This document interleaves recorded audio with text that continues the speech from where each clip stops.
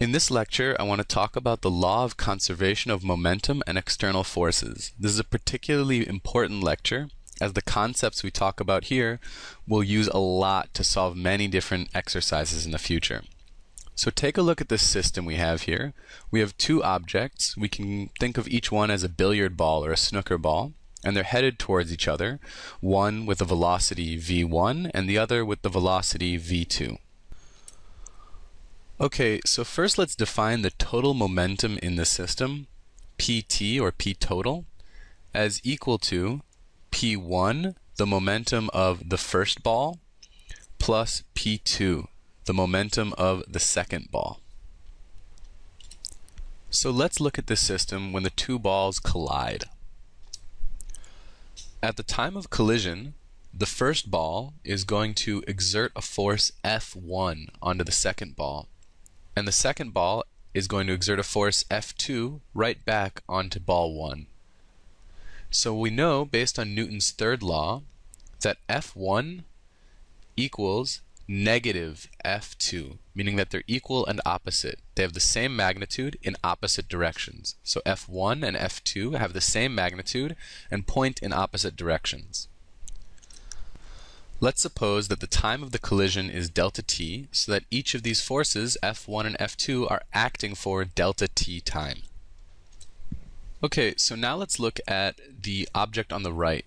These are both vectors. We know that the force is affecting the velocity of the ball on the right because Newton's second law tells us that force equals mass times acceleration, and acceleration is directly related to velocity.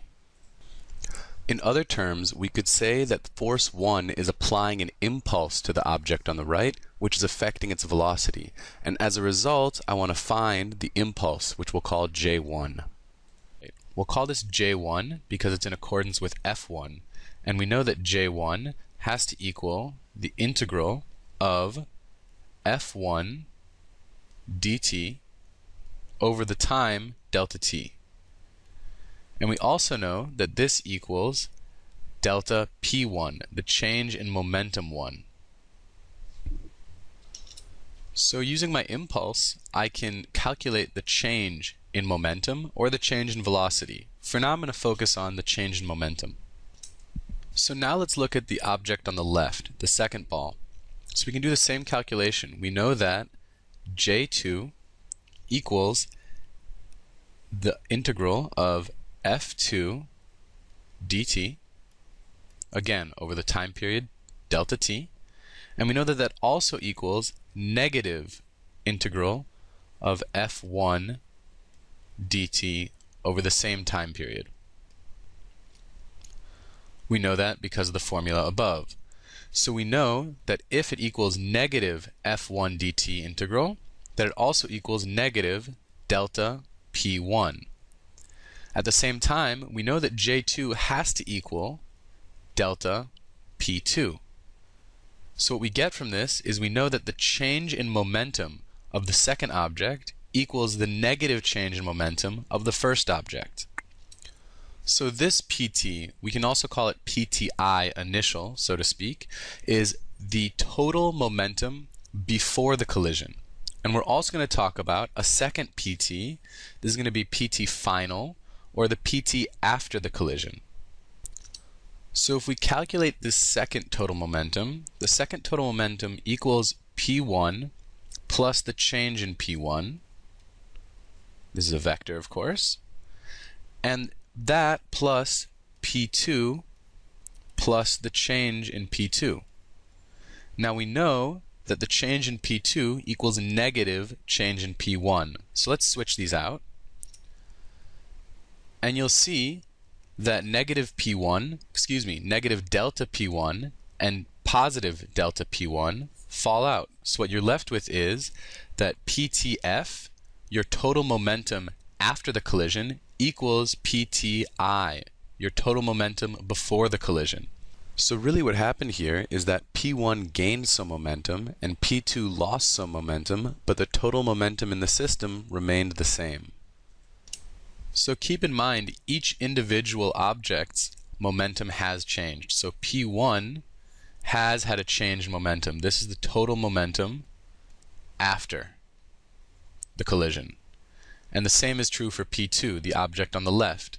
This is the total momentum after the collision, meaning that it's changed. There is a change for each individual object, but the system as a whole maintains or conserves the same amount of momentum.